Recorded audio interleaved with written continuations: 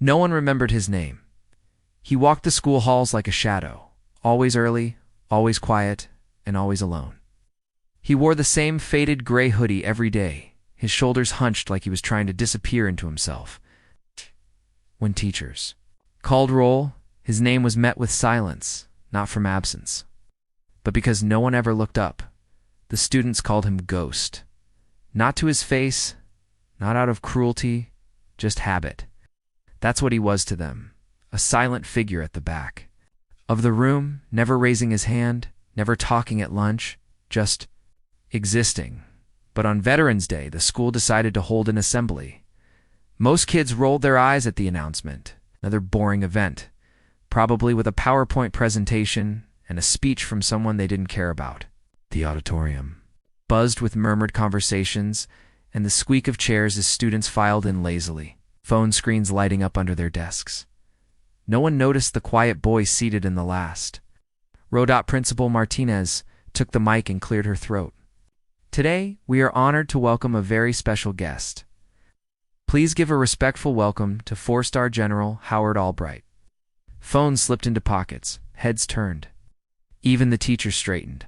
The man who walked onto the stage wasn't just some speaker. He carried silence with him. His uniform was crisped, his medals shining, and his gaze sharp enough to freeze the restless crowd. But it wasn't arrogance. It was a weight, the kind that only comes from having seen too much.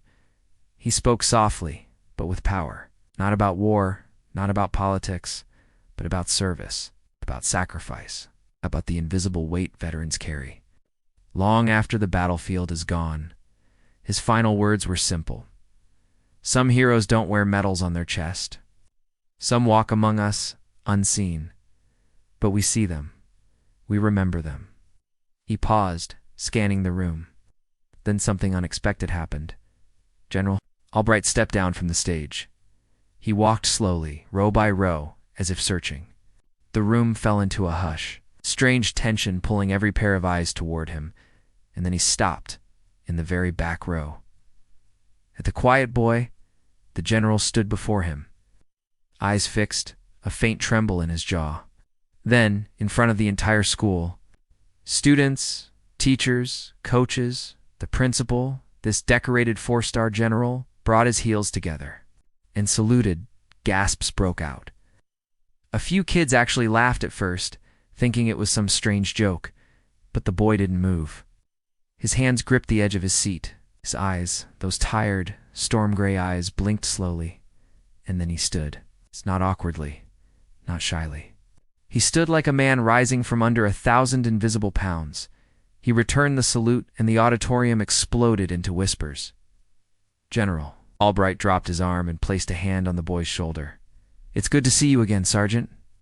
That one word cracked the air. Sergeant. The students leaned forward. The teachers exchanged confused glances. Principal Martinez was already scrolling through her attendance list, spurring the boy's name under her breath. His name was Caleb Walker, 18 years old. Enrolled in the school's GED program just 6 months ago. No clubs, no photos in the yearbook. He never even walked at lunch, always eating in the library or outside near the dumpster where no one looked. But that day, people looked.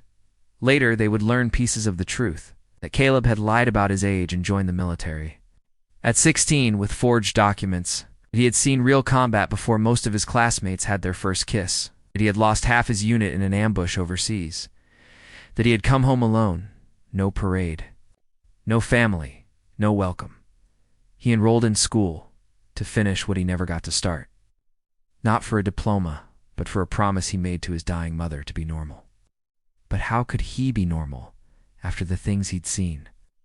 That day, everything changed. When the assembly ended, students hesitated. A few approached. First, just a "Hey man, that was cool." Then, "Dude, were you really in the military?" Someone tried to high-five him. Someone else said, "Why didn't you say anything?"